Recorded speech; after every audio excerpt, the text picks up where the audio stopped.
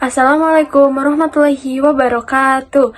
Di sini saya akan menceritakan hikayat yang berjudul Malim Deman serta menyebutkan unsur intrinsik dan unsur ekstrinsiknya. Sebelum itu, saya akan memperkenalkan diri terlebih dahulu. Nama saya Iva Faiza Rahmah dari kelas 10-3. Mari simak video berikut. Hikayat Malim Deman.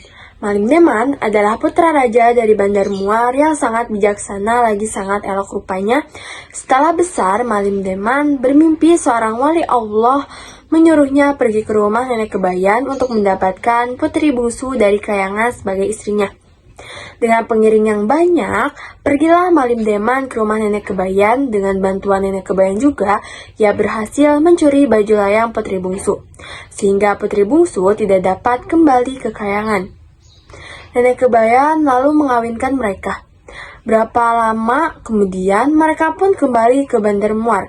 Jamuan makanan besar-besaran lalu diadakan. Malim Deman juga ditabalkan jadi raja. Tidak lama kemudian Malim Deman gering lalu mangkat. Setelah kematian ayahanda, Malim Deman lalu memerintah negeri. Setiap hari ia asik menyambung ayam saja. Dalam keadaan yang demikian, putri bungsu pun melahirkan seorang anak yang diberi nama Malim Dewana.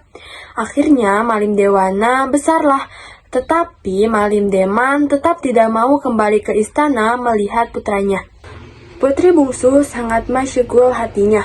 Kebetulan pula ia menemukan kembali baju layangnya. Maka ia pun terbang kembali ke kayangan dengan anaknya Malim Dewana.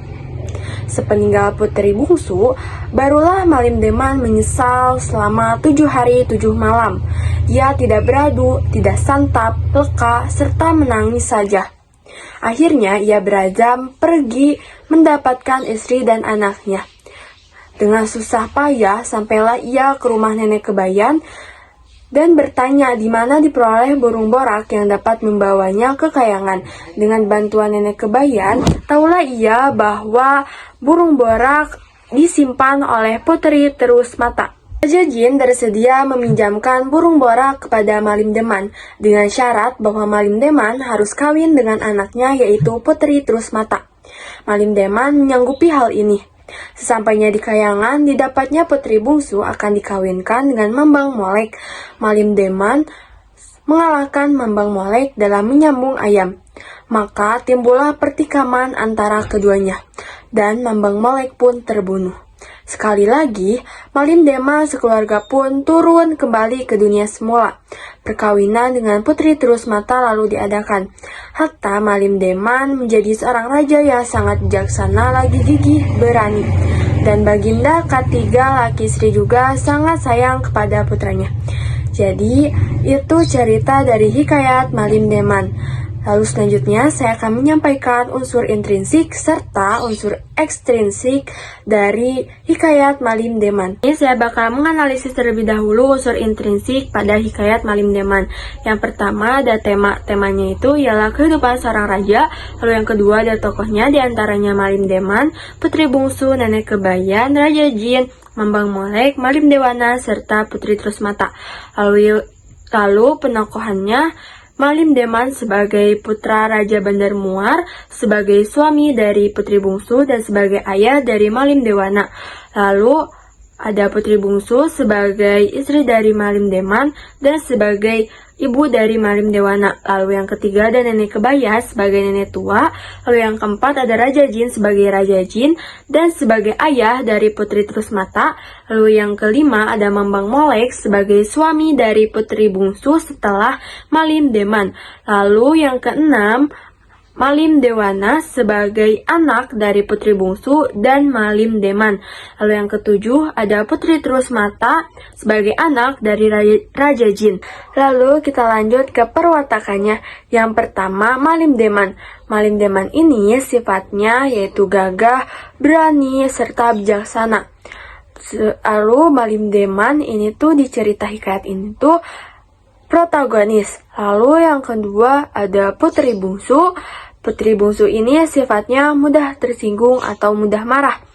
Sifatnya itu di dalam cerita yaitu protagonis.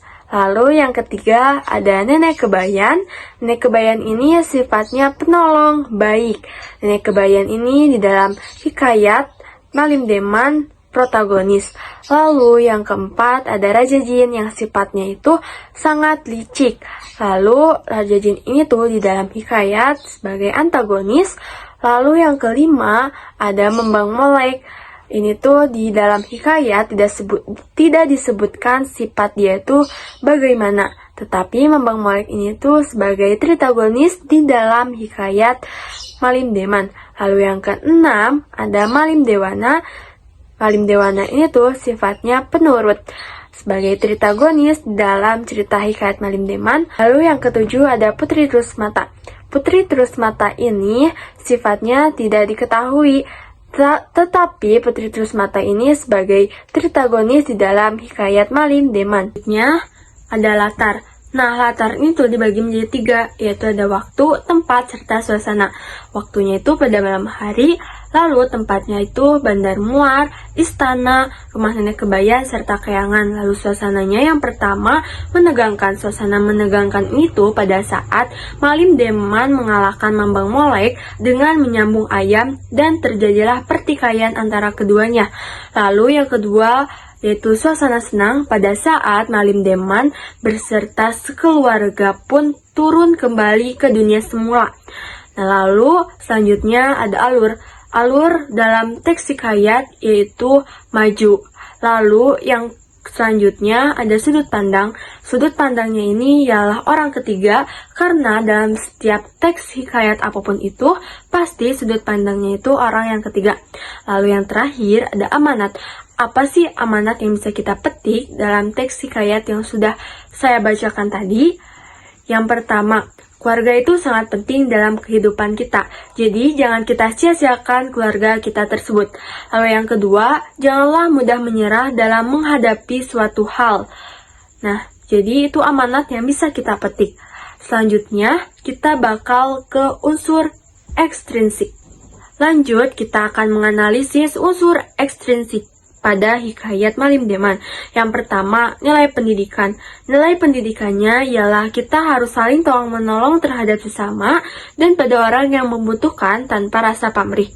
Lalu yang kedua ada nilai moral, yaitu nilai moralnya kita tidak boleh memaksakan kehendak kita terhadap orang lain. Lalu selanjutnya ada nilai budaya. Nilai budayanya kita harus saling menghormati satu sama lain. Nah, lalu yang terakhir nilai agamanya itu tidak terkandung dalam teks hikayat Malim Deman.